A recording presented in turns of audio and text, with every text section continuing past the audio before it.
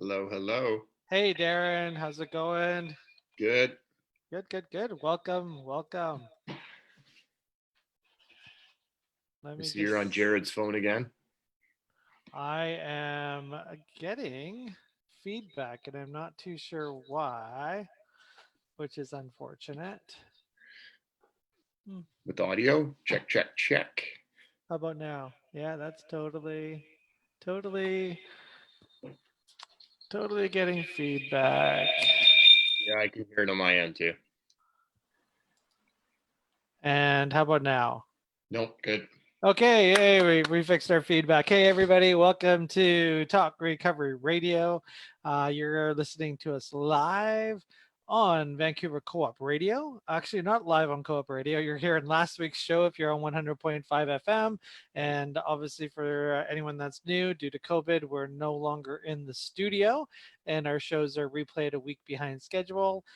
Stations closed, too many people, too many microphones, too many COVID opportunities going on there. So I'm at my office. Darren, you look like you're at home. I'm at home. Yeah, and we're doing what we're doing, keeping the show alive during COVID-19. So thanks for watching. We like to start the show off with a little bit of news. And man, there's been a lot of news. I don't know, Darren, if you read my Facebook today. I Did. went on a bit of a rant. I'm just completely disappointed. This is not saying there's no need for consumption sites in Canada for people to use drugs in an environment that has people on standby to provide healthcare services. But, millions of dollars again siphoned for staff perks. I mean, the ED's making like $400,000 a year. Like, I don't know too many EDs that work in healthcare that are making that kind of money. Like, it's just ridiculous. And Yeah. all this money has just disappeared over the years. And but it's interesting what's on Twitter right now is all these pro consumption site people are like attacking the people that did the audit. Like like you're okay with somebody stealing millions of dollars to like if they're lying about the money, what makes you think they're not lying about the outcomes that they provide the Exactly. government? Like I'm just throwing it out there. Like if you're gonna lie about $2 million, maybe you're lying about what services you're offering and that you're actually helping. Yeah. Yeah. I don't know, Giuseppe. It's deflating. Um, we keep talking about this rather than the solution. Uh, we started this show to try to lessen the divide between the harm reduction, philosophy and stance and the recovery abstinence. Um, and it just, I don't know, it's a sad situation It's that we horrible. can't Yeah. find this middle ground of what's missing. Have these institutions run by people who, you know, want to build it into what it could be, you know? Yeah, I wish like Petra Schultz, she's Mom Stop the Harm Alberta, like I just have a hard time understanding her role in all of this because BC, the Alberta government yesterday announced 400 new treatment beds, $25 million. Portugal inspired community, therapeutic communities. It's what Portugal did to stop their overdose crisis. Instead of applauding the Alberta government for like saying this is amazing news, like this is great, she attacks it. She actually even says like the word never, these will never save lives. Like how could you even say that? Like how could you say it's never going to save anyone's life instead of saying, hey, great, like finally more beds in the inventory system. It's attack, attack, attack, attack. And then her Twitter feed about the Alberta consumption site is attack, but attack the people that did the audit. I mean, these are the people that are trying to run healthcare. This isn't evidence. This isn't science. This is all, some bizarre world of activism taking over the healthcare world that's based on nothing but unwell people who haven't done the therapy they need to move on in their lives. Like Petra should be nowhere near a stakeholder meeting to talk about policies on addiction. When you say therapeutic communities that are inspired by Portugal will never save anyone's life. Like stay away from healthcare. Alberta, if you're listening, stay away from Petra. She does not belong anywhere near a stakeholder meeting when you use that kind of language. Period. I I mean, I don't claim to understand or know. I'm assuming it's coming from a very passionate place of No, no, it's not. We're past that. Like we're past that. It's like like it's not passion. It's lying. It's not passion. It's like just say, "Hey, no, no, no. congratulations." It's not That's compassion, not passion. It's just one no, but one, one target. explain this divide. Explain, like I'm considering the psychology behind someone who opposes something that would save lives. Um, And because the people that stand behind the harm reduction, I mean, really the hard argument is it might save one life yeah. and therefore it's worth it. And like that's what there's a weird mindset, Weird. and I see it lots Yeah, but when it's also based on a lot of corruption. Dr. Perry Kendall, the guy behind the science of safe supply, is now asking to raise millions of dollars to start his own private company to sell heroin. and what was his Like role with the BC government? he was the chief medical physician that was like he's the guy. He's the one that created like not just the one, but a very important role in BC's harm reduction world that made it possible for safe supply to even exist. Like without him and some other players in the field, like it all the evidence needs to be recalled and really taken a look at. Like he's gonna make millions. He's gonna make so much bank on the fact that the evidence shows safe supply works. Like, I mean, talk about corruption. The RCMP should start investigating this guy. Anyway, we got a show to go. We got a guest in our waiting room. You're listening to Talk Recovery Radio. You know what? We're passionate because our friends are dying and they're being told to live in the Howard Johnson Hotel on Granville and Davie Street and squalor, and that's healthcare. So yeah, we got a chip on our shoulders going on right now.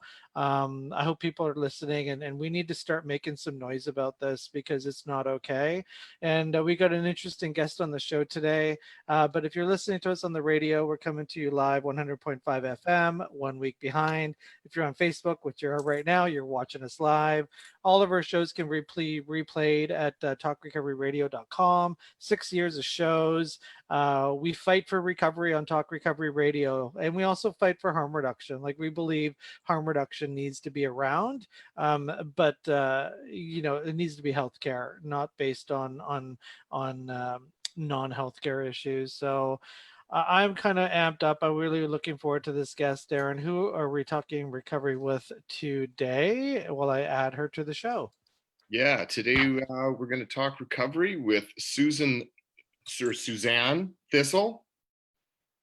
Suzanne? Call me Sue. Okay, Sue. So Sue is a guest today. She's an author of a book called Chem-Free Sobriety. You are also a person in long-term recovery. You have a master's in counseling psychology in the substance abuse arena. And you teach currently at a university. Correct. Okay, so we got some experience, we got some knowledge. And are you in New Hampshire? I am. So the East Coast? Yeah. Right on.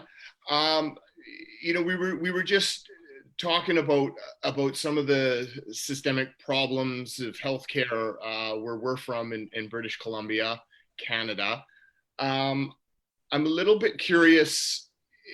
There seems to be similarities within the United States in this issue. And also with your chem-free, no medication sort of focus and advocacy on treating addiction, what kind of backlash, what kind of response do you get? Is there as weird of a response as we have? Like, there seems to be this biased compassion towards the demographic of using addicts, that they should be given whatever they can, medication, opiate replacement therapy, consumption sites, and it just sort of stops right there. And if you're anything other than those things, you're taking away from them. Is it similar? That's exactly why I wrote the book. Yes. Okay. We started to get, I had a Vivitrol guy say to me at a addiction summit, a behavioral health summit, but a lot of addiction professionals were there. He said, Sue, I don't know what's going on, but something's going on where you don't talk about non-addictive medication to treat. You don't talk about Chem-Free Sobriety. You're like shamed if you're talking about that. And they're also the docs who are prescribing and over prescribing are it's just, it's out of control. It's totally out of control. And like, I mean, maybe it's just your own opinion. What is it? Like, why is it so taboo? I'll tell you what it is. I know what it is. What it is the pharmaceutical companies need money, you know? So when I looked at the stock market, all of this, because I teach about drugs, that's what I teach about at the school. And I'm not saying the university's name because, and I didn't say the last names of the people in the book.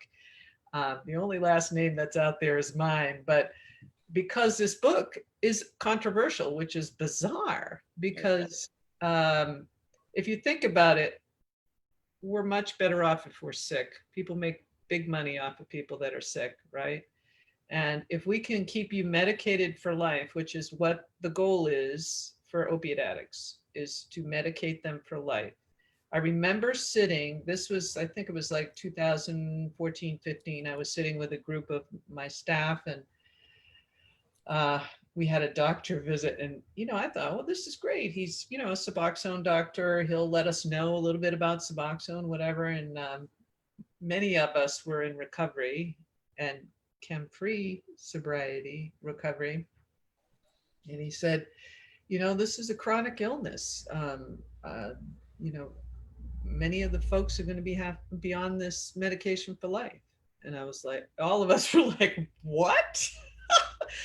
And if you read Chem-Free Sobriety, you'll see there's 101 people. And I really, when I started seeing what was going on, and like you said, it just seems bizarre. It's like, what is going on? We have so much pressure from the pharmaceutical companies who, when all the overdoses started happening with Suboxone, and I talk with my hands, I apologize. It's what I do. I'm not even Italian. I just do that. Giuseppe, right? Are you Italian? I'm Italian, yeah. You do this? I do that too. But anyways, we had this whole OxyContin thing, and that's why I sent along some of the information. About 60 Minutes had put out a couple of interviews, one with the head of DEA and one with a guy who worked for a pharmaceutical company. And they both talked about how it got out of control and people knew it was happening, and it still was allowed to happen, the overprescribing of opiates, OxyContin specifically, and then fentanyl. And they were almost told to just ignore the deaths and ignore what was going on, just keep selling it, because even the doctors that were being manipulated, some of them not so much, they just did it because they wanted the money. They were being paid hundreds of thousands of dollars, to be selling all of this, right? White collar drug dealers, right? Yeah, it's ugly. And I mean, I've heard it. I've seen the documentaries, and you think that's so high up. That is so beyond my abilities in advocacy. and then, I've been to the conferences. I've spoken one-on-one to, general physicians, addiction specialists, and you have these conversations where medical assistance, it is a solution. There's, under the right scrutiny and control, and doctors, assistants, like there is like seemingly a common sense about it, a use. Right. Well, what happened was when this all happened and they were overprescribing OxyContin and other opiates and people were dying, we had, where do we find the solution, right? So Suboxone and methadone came right out front, right? And abstinence was not even talked about. And so that's where we're at today. And medication's been around for a long time. Heroin addiction has been around for a long time. Opiate addiction has been around forever. And we still treated it without medication. Not to say that some folks may need it. That's not the issue. The issue is it's being prescribed like nobody's business. Everybody's getting medicated now, and they're abusing it. I started hearing people shooting it up. I'm like, how do you shoot that up? It has naloxone in it. They're doing it. Yeah. And they're learning how to play with it, so that I'll take this much today and I won't take it for a while because I'm going to get that high, I'm going to get that much more today. Or, they're getting prescribed benzos from some docs. And it says right on the label, Suboxone, don't, that benzos are lethal, but they're still being prescribed. I'm anxious. I go up, I go down. I need this, I need that. One thing in my history I've found talking to people is layman folk, they get a prescription from a doctor and they're like, this is, the holy grail. Like this is going to solve my problems. And then I work in a facility where we get calls, people that are saying what you're saying, like, I'm addicted to Suboxone. Like I'm on so much Suboxone and my life is completely unmanageable. Like my life is chaos. I had one, well, not one, many. Like I will die if I keep taking Suboxone because they play those games. They take it today, they don't take it, then they do fentanyl, and then they have their own, and the doctor knows what they're doing. Like it's not like the doctor sees them for 2-3 minutes and renews their script or whatever the case may be. Yeah. And when I go to healthcare professionals and tell them that story, they think I'm lying or like I'm fabricating it, or like it's a stretch of what's really happening, or well, it's better that they're on something than nothing. What do you say to somebody that says it's better that they're on something than nothing? Well, here's the thing that's not true. They may be better on nothing than something, but what happens is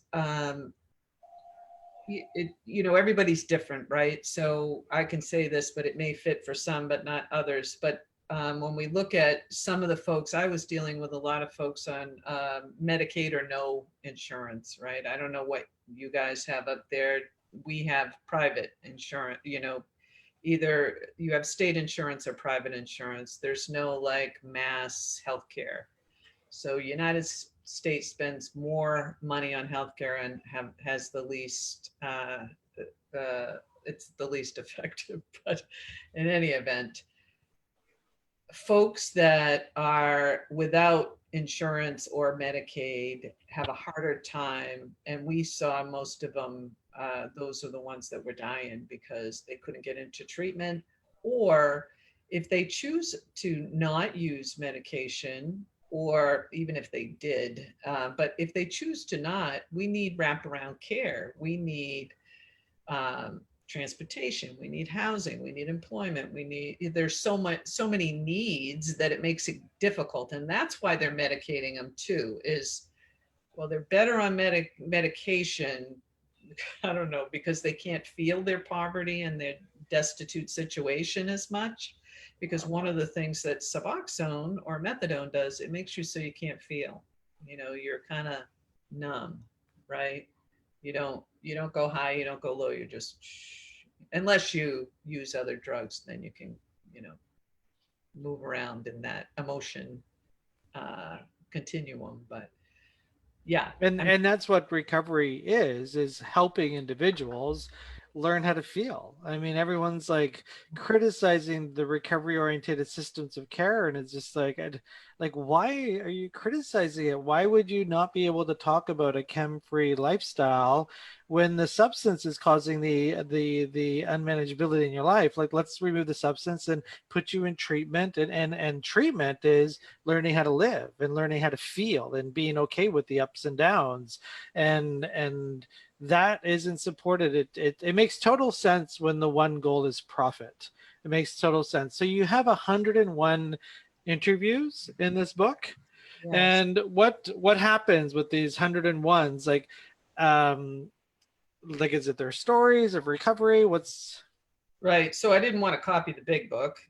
It's not a big book, although somebody said it's the AA big book for New Hampshire, a New Hampshire big book. Um, so my whole reason, something just came over me as this is what happens when I get pissed off, right? So I was just so frustrated with the system. And it sounds like you exactly know what I'm talking about. Like, what is going on? And part of it is you've got medical doctors who were never involved in this before. All of a sudden, they saw greenbacks and now they're on board. Unfortunately, they don't know about addiction. So they're just learning, and what they know is medicine. And um, so they're doing the best they can, I guess. But in any event, I got so frustrated with the whole system and the whole situation.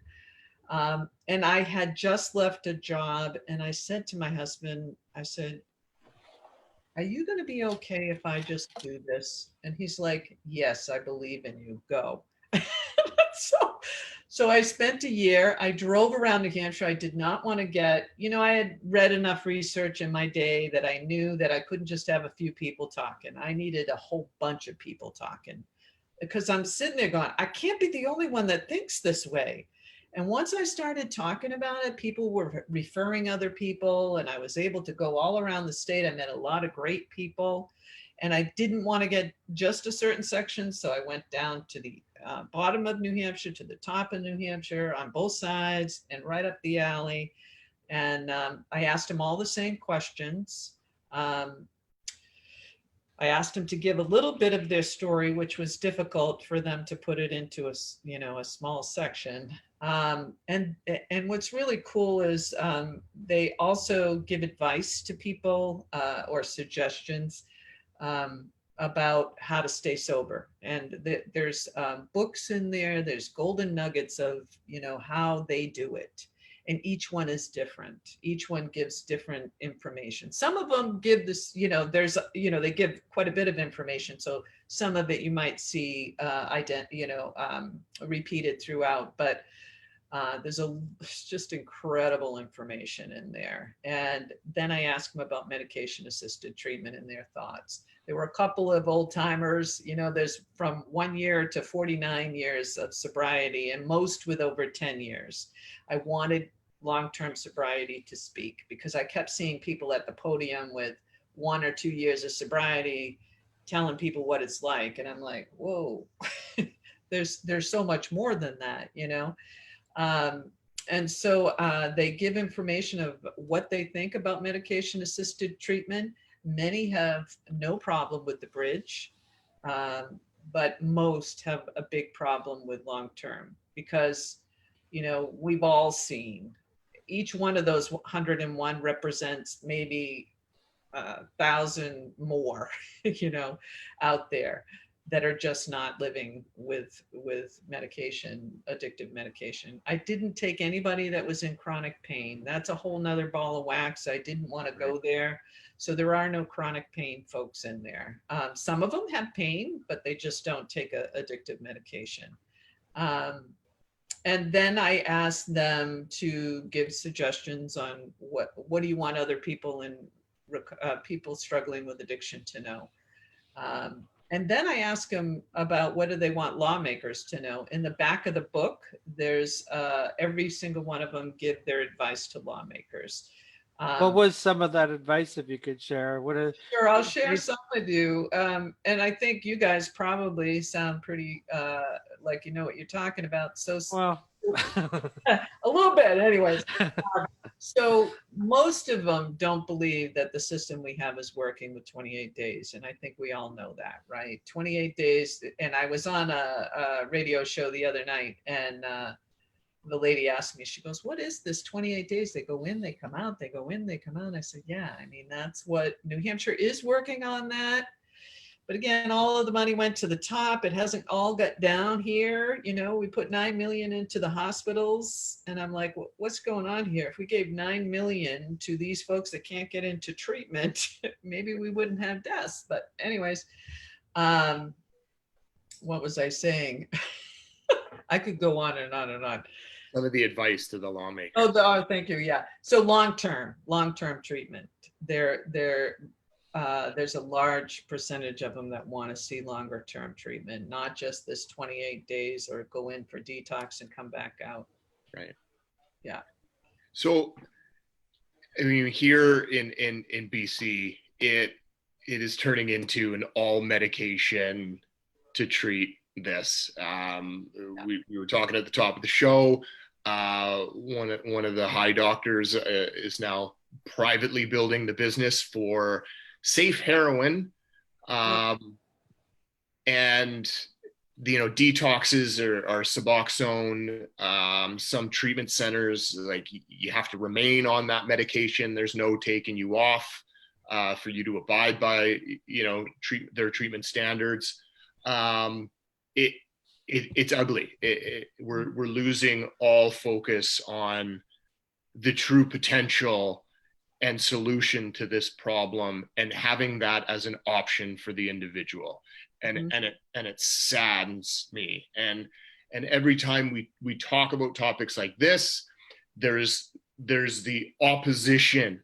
And we've tried to maintain this show as, like you said, that bridge, trying to create that bridge where, I'm neither for or against anything really, other than allowing some more options to the individual.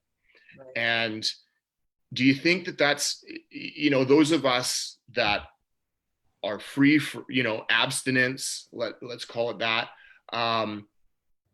is there enough of a voice of those, because it seems like those are the only ones that counter the arguments. Right. I know that anonymous, right? We're sort of under that. Right. And that's why I didn't put last names. Some of the folks in the book were like, go ahead, tell my last name, whatever. And they were going to not put in that they were in Alcoholics Anonymous or Narcotics Anonymous. I just made it overall, I'm not giving any last names. So that's how it worked out, because some were like, don't let anybody know who I am, because they have positions where that can't happen. But that's exactly why I wrote the book, is these voices need to be heard. But they don't want to stand at the podium. They want to just help whoever comes to them, which is fine. 5%, my goal is to sell 1 million copies of this book, because 5% of all net sales will go to abstinence-based recovery.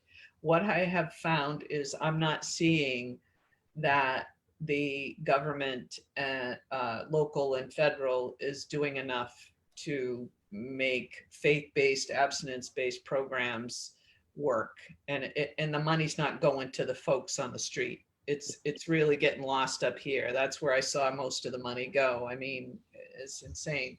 So we, as a tribe of people in recovery, need our voices out there. That's why I really love that you're doing this show, because these voices need to be heard. They need to be heard. Today, I dropped off a book to one of our senators. She has an office here and an office down in DC. And the Manchester Police Department, the chief of police, because Manchester, New Hampshire, has the highest overdose rate in the state, unfortunately. And it's been that way for a long time. And we had 10 shootings just recently, which I don't, some they say were drug related. I don't know about the other, but it's just out of control. The whole thing is out of control, and we need to, and it is tricky. It's tricky to, as a person in recovery, to share out there your voice about medication assisted treatment, because it is shamed. You're Yeah. shamed if you're saying don't use medication. You don't have to. Well, Amy, I'm sorry, Darren, but an old sponsee. His name's Aaron. Yeah. I met up with him. We crossed paths in the downtown east side, which is our area where people use drugs. And he was in a parking garage. Doesn't have a car, but he's in a parking garage, so you know what he was doing. And I'm like, Aaron, how's it going? Nice to see you. And I mean, Aaron's a good-looking guy and all that, and all his teeth were gone, and he's just like completely just demolished as a human being, and doing the shuffle walk. And he's got a house. He's the government pays for his housing, and so he's got a house. And I'm like, you jump in the car, like I'll take you to rehab, like let's just do it. Yeah. And he's like, no, I'm done. And I'm just like, well, like, what are you doing? He's like, I don't want to go on medication. I was just like, no, when I heard him say that, I was just like, so he was afraid if he went to rehab, he's gonna have to go on medication. And like, that was now I get it, but like at that time when he said it, I was just like, that's the first time I actually heard somebody say that. Like, I don't want to get clean because I don't want to do the medication. And I'm like, and that was years ago, and he's still out there, and he doesn't go to clinics. He just likes his good old street drugs, and no intentions of safe supply, nothing. Like, but that's a whole culture out there now. They don't even want to access healthcare, because the minute they do, as a person who uses opiates, it's like, you got to do all this stuff. And he has, unless he's got money in his pocket, he has no option to go to a rehab center and do chemical-free rehab. Like, he's going to have to go on 20 mils of something or 150 mils of something else. No questions asked. And they won't even admit you as a patient. And people don't know that. Like, people don't, like, that's reality for people that are poor that use drugs, is they're forced to do medications. But if you're rich, you can go to Hazelton, you can go to, one of the hundreds of treatment centers. And in Canada, there's dozens of private detox centers that do chem-free detox. Like, where's the lawmakers in that? Right. That's my voice out there right now. That's what I plan to. I had read about, and I thought it was in Canada, but maybe it was somewhere else. Someone was starting a huge recovery center that they were not going to be using medication. I can't remember where it was. I should save this stuff. I wish I had. Yeah, there's one here. I won't mention the name, but they opened up a very large facility that's chemical free, but it's not supported by the government, and actually discouraged for people to go to it. So they have like I think it's 80 beds, but only like 14 people there last time I checked. So there's no opportunities for people to get referred there. If you accidentally bump into the place, then you'll know about it. Other than that, that's the way they're treated. Yeah. So what's happening down here in the United States, I don't know if something can be done up there, but is the pharmaceutical companies are paying people to go and lobby Congress. So that's what we need to do. That's why I dropped off the book. I know the woman who that I dropped the book off, the senator, she's involved in where the money goes for drug treatment, and she's been involved for a while. If they don't hear from us, they're going to trust who tells them whatever. So they need to hear from us. I don't know if you have. We have organizations of addiction professionals, and I'm on a public policy. I'm on the board of directors of one, and I'm on the public policy committee. So I go to to Washington, and I fight for the professionals and what they do. And this is near and dear to my heart because I know it works. I know that if you don't pick up a drink or a drug, right, you can't become a drug addict or an alcoholic. You can't have a substance use disorder. So if we take it away, unfortunately, what they're telling these folks that are in power, what they're telling them is, if you stop using and you go back out, you could die. So what does that infer, right? If you don't take this medication for life, then you could die. You have to take medication. It's insane. It's Yeah. insane. I remember at the start of our overdose crisis, which was labeled an epidemic, 4 years ago. I remember hearing out of the words of one of our highest doctors in government that abstinent-based treatment that puts the individual at the highest risk for overdose death. And that's why they didn't support it. And it baffles me because I see how it makes sense. Right. Right. Yeah. But the truth is we don't want to actually help people. We don't want to actually provide a solution to people. We just want to put it out there for face that we're preventing death. That we're handling the overdose crisis by preventing death. And people are like, oh, that's fantastic. Let's support the consumption sites. Let's support the safe heroin. I mean, there's people that have recovered from opiate heroin addiction that agree wholeheartedly with compassion to those that are sick that they need a safe supply because they're dying from the fentanyls and the toxic drugs. So I get how it becomes sense, but it is absurd in what this, like, how far from a solution it has actually gotten. And I mean, it just is 101 stories enough, and that's keep going. That's awesome. Like I love the idea of the book. I hope that people don't take away the belief that medication is necessary for some. But how do you treat someone's mental health or their chronic pain while they're 8 months off of heroin, but on 150 milliliters of methadone?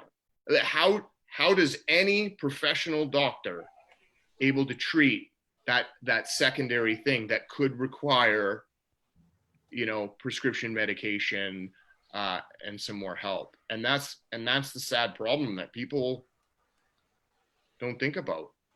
The second story in the book is a medical doctor who's in recovery. At the time, he was a year sober. He's 2 years now, and still an incredible man, incredible. The folks in this book share such great wisdom. They're just unbelievable people. And I highly suggest, if anybody wants, most people, as right? We didn't want to be an addict. We didn't want to be an alcoholic. And I don't want to be one now. And most people don't want to keep using these drugs, but they don't believe that they can stop, especially if people are telling them all over the place that it'll kill them. I mean, I had detoxed over 20 times, treatment centers, methadone, all types of, let's try this. I mean, my mindset when I was open to help, or at least wanting to get away from the consequence that was about to come if I don't, it was like, give me the easiest, softer way. Give me something that's going to take the discomfort away. give me anything. And we claim that addiction is not a choice, and these people aren't doing what they want to be doing, and I agree. But also, then why am I even more so having my choice removed as Right. far as how to treat myself? Right. And I probably shouldn't give my opinion while I'm in the grips, because like I said, I would have taken the heavy, pain medications for sure through the detox. And then, I'm going to need something for this overwhelming depression that I'm feeling, right? Like, because that's my mentality. I'm using to seek relief. Right. And I don't know at what point, because it's not my story, would I have chosen to come off of this stuff and to get off. So there would have been that fear that would have existed to keep me on something. I don't know if I would have the resolve to stand up for myself and say I want to get off everything. I don't know, because I was fortunate enough to have been put into a situation where, like, man up. Like, yeah, what is heroin detox? It's a really bad flu. That's it. Mm-hmm. Like, man up. Mm-hmm. Don't sleep, kick your sheets. How can you say that, Darren? Oh my God, we're gonna be taken off the air. Like, this is the other part too. It's like Darren's lived experience don't matter, but somebody who's using drugs, for some reason, their lived experience is like put on a pedestal, and like we have to create the entire healthcare policy based on somebody who's still using drugs. And it's interesting that goes on here. Like, Darren could bleed. So I was part of a recovery webinar talking about recovery in this time of COVID, and all these people were talking about their lived experience. And with the, I was pregnant, and my doctor kept on putting me on Suboxone, told me I had to be on it forever, and I had to privately pay to go to rehab. And my doctor told me that I'll die if I do this. She's now 5 years sober, but most importantly, like, she's a mom, like, she's actually a parent to her kid.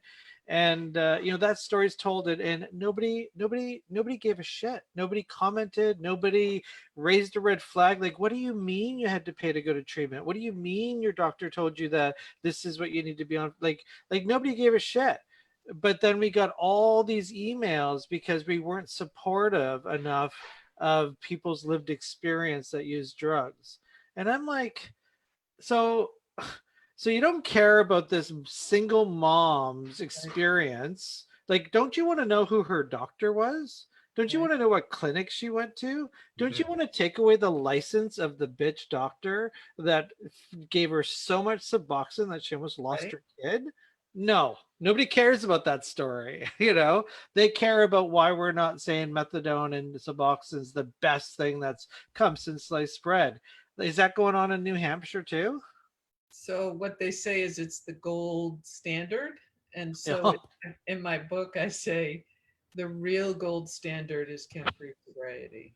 Yeah. And so people need to know, if they're out there right now, you don't have to drink, you don't have to drug, and you can stay chemical free and live a happy and joyous life. There's such a beautiful life out there. But like you were talking about, Darren, is you got to rip off the Band-Aid, you got to feel it. You got to feel it. Well, and what happens with these other medications and drugs and whatever is they keep you from that destiny that's sitting there waiting for you. It's a blank slate. That's exactly right. You can live a beautiful life, but you have to get there. You got to rip off the Band-Aid. And I won't be ignorant to suggest that, cold turkey approach, sitting at home, and then, when you're physically well enough, just start going back to work. Right. Is what I'm talking about. If I'm going to choose, or if I'm going to be given the opportunity for no medication, no opiate assisted treatment, the abstinent based, I as soon as I have gone through the detox, I am the broken individual that needs relief and only knows really one way. So the setup for that individual, being treatment and counseling and therapeutic environments and the community based system of supporting each other is absolutely crucial. I mean, yeah, if you want to disconnect and have no zest and have no dreams of the future and no real life, yeah, but you're not on heroin, like, give her. I think that's also an option for an individual. But when does that guy really allowed to decipher that this is my choice, that this is what I'm choosing to do? And that's the sad thing that our government and our healthcare has completely removed. We're gonna have to get lots of books up in. I know people in Canada have bought my book, and the next book, which I was going to put a lot of this information in this book in Chem-Free Sobriety, but because it would have been like a 600-page book, I said, you know what, I'll just make it 2. So the next book is about the first 90 days. I'm not sure what I'm going to call it yet. I have a title in mind, but most of it is written. I'm just playing with the editing now. But in this, banana, rice, applesauce, and toast. Did you ever hear that? No. When you have a flu, they tell you the brat diet: banana, rice, applesauce, and toast. So those folks who do want to detox, opiate detox isn't as it's really not lethal unless you have physical, like heart trouble or whatever. Right. So banana, rice, applesauce, and toast will help during that time.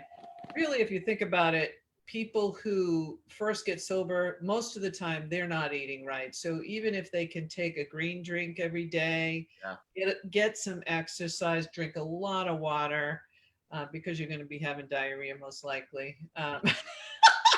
But the other thing is alcohol. We're not talking too much about alcohol, but alcohol is killing, the number of deaths related to alcohol in the United States doubled between 99 and 2017. It doubled the deaths from alcohol. So we had, what did we have? We have like 80,000 deaths a year. Is that crazy or what? Yeah. I hate to say we're worried about COVID, but we still have this other, it's an addiction epidemic, that we're just gotten used to it. And we've just gotten used to it. Yeah. Which is the sad part. And what, our show and our hopes is that we don't just get used to, medicating a drug addiction with drugs, with it. Like, we've gone full circle into now, our own government allowing, a heroin. Like, so our Canadian government will be an importer of heroin. And that's just the reality, There was a guy that was saying, there was a bill that I keep an eye on the bills, right? So there was a bill that went out, alternative treatment. And I thought, well, what the heck is that? Are they going to be giving money to faith-based? No, it's pot. So we're going to use pot here. We're going to use pot. We're using methadone. We're using Suboxone. Psychedelics too. Ayahuasca, yeah. So there's like all these other chemical methods that you can use, or you can not use anything and really feel your feelings and truly enjoy life and have a mind that, I don't want to get too religious, but God put you here for a reason. He doesn't make junk. You're here for a reason. And there's a purpose for you. There's a purpose for every single person on this planet. And we really should find out what that is. And when our brain is clouded with all these medications and chemicals, and it's hard to get that spiritual connection, to get that part of what, I was blown away when this book was the #1 new release bestseller. I was like, what? I got a text and I was like, what? Yeah. in two different categories, in both alcoholism and drug dependency. Mm. So it's saying we're not alone in what we're thinking. That's right. Yeah. We are not alone in what we're thinking. Yeah, I mean, it's just the evidence is all around us that what we're doing isn't working, and you know, the deaths are still happening, Yep. but not just for fentanyl, alcohol, drug, everything. So how do people find your book? Do you have a website? Where's? I don't have a website, but it's on Amazon. You guys can access Amazon up Oh, there. for sure, yeah. And Barnes and Noble has it. Gibson's is in New Hampshire, but Amazon's pretty easy. You can get it there. It's ebook. There's paperback, and I just got my copy of the audio book, so that should be out soon. I've got to listen to 14 hours. Nice. But as soon as I'm done listening to it and I can get it through, I mean, this is the first time I've ever published a book. I've always wanted to. I've had things published before, but first book I've ever published. So, Well, congratulations. yeah. Congratulations, and you know, make a statement. That's what we're here for, and we're not Right. here to just sit silent. And you know, when you see the injustice, if you don't act upon letting people know what you see, then you're part of that injustice. And that's what I do when I wake up in the morning. And it's like I you know, I might be crazy, I don't know, but this is what I see, and so I have to put it out there, and then hopefully, you know, the world sees it, and then what they do with it, I've learned what they do with it is up to them. And you know, before I'd like take it really personal, and I hope that you probably go through that phase too. It's like, what do you mean you don't like my book? Like, and you know, it's just like, I'm powerless over what you're gonna do with the information, but I'm not powerless over how I feel about this information, and I'm letting you know how I feel, and this is what I see. And I'm grateful that you had an opportunity to do that too. And like the US, you know, like Canada, we're a free country. We can say what we want, and more power to you on letting people know what the truth is. Thank you. Your truth, anyway. Yeah. That book is Chem-Free 101 others. What's that? And 101 others. And 101 others, yes. Yeah. Keep telling these stories. The book is Chem-Free Sobriety, authored by Suzanne Thistle, our guest today. Thank you so much, Sue, for coming on Talk Recovery and chatting with this very important topic. You're doing good work. Thank you so much. Thank you. Take care, Sue. Right. All right. And you can get her book on Amazon, and just go to the thing called the internet, and you will find it. Want to take a couple minutes now to talk about Recovery Month Canada, and let's just say, well, Sue, you can stay online if she wants to hear. I don't know what I'm supposed to do. Do I leave? I can leave, right? Yeah, you can leave. Yeah. I will definitely be checking in again. All right. Take care, Guys, Sue. nice meeting you. Thank So you. what is Recovery Month Canada? You know, we launched an idea in March, and it got, it's called Motion M40. And you go to recoverymonthcanada.ca. There's a website. And we're asking people to call their member of parliament. This is really important, is call your member of parliament. And as a constituent, you want to tell your member of parliament to say, I vote yes for Motion 40. And what is Motion 40? Motion 40 is making September Recovery Month Canada officially proclaimed by the federal government. Darren, have you done that yet? I got my draft. You got your draft? Okay. All right. So what does that mean? It means I have to email it. You have to be emailing. Okay, perfect. And that's what we're asking you to do too. Motion M40 calls on Canada to designate the month of September and every year as National Recovery Awareness Month to recognize and support Canadians recovering from addiction, and to demonstrate that recovery from addiction is possible, attainable, and sustainable. It's a big deal because, you know, on March 12th, me and about a dozen, I think it was 7 of us, were in Ottawa. We went to Health Canada, went to go talk to them about recovery-oriented systems of care in Health Canada.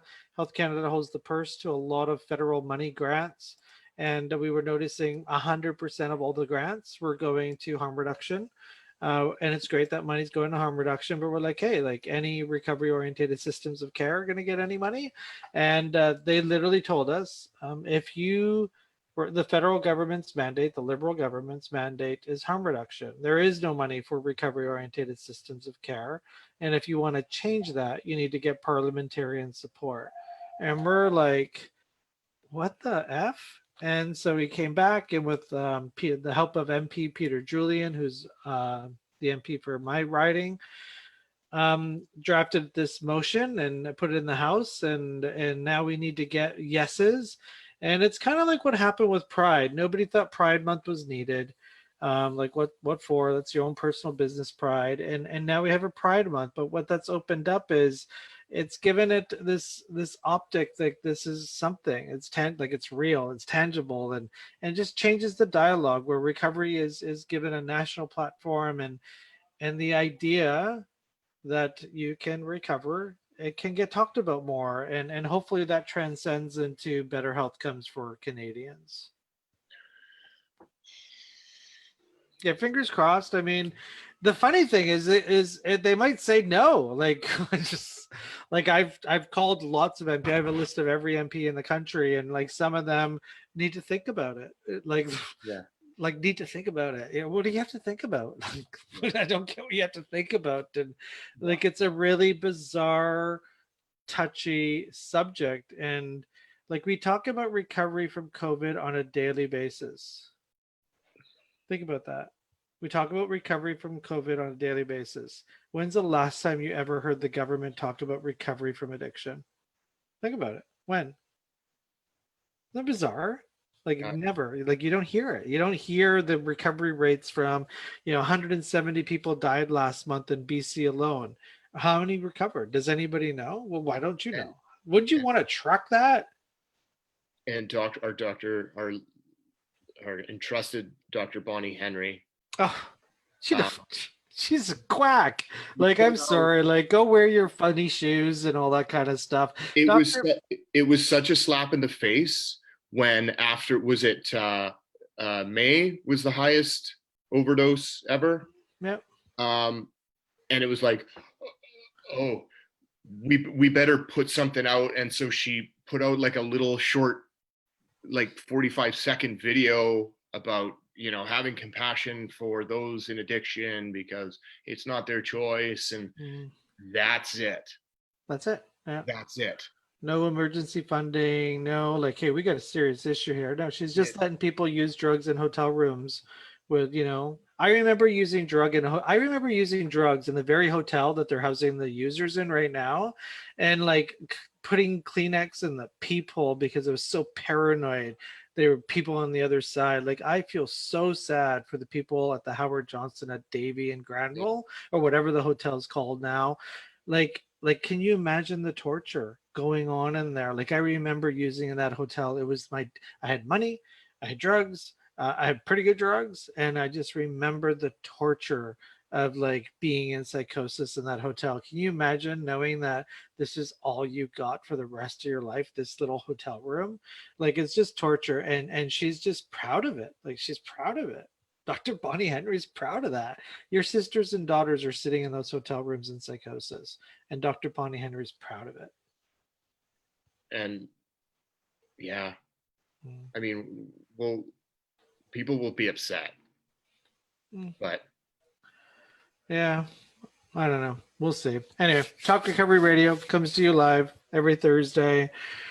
You're hearing stuff here that the elite at the top healthcare people aren't saying. And that's the true experiences of using drugs and the outcomes of when we use drugs and the reality of addiction in the province of British Columbia. And we got the whatever to actually say it. And anyway, I hope you like the show. Thanks for listening. And if we hurt your feelings, whatever.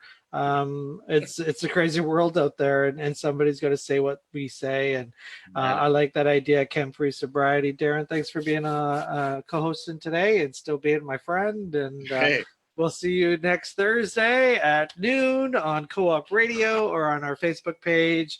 And support Motion M40, Recovery Month Canada. It's not against anything.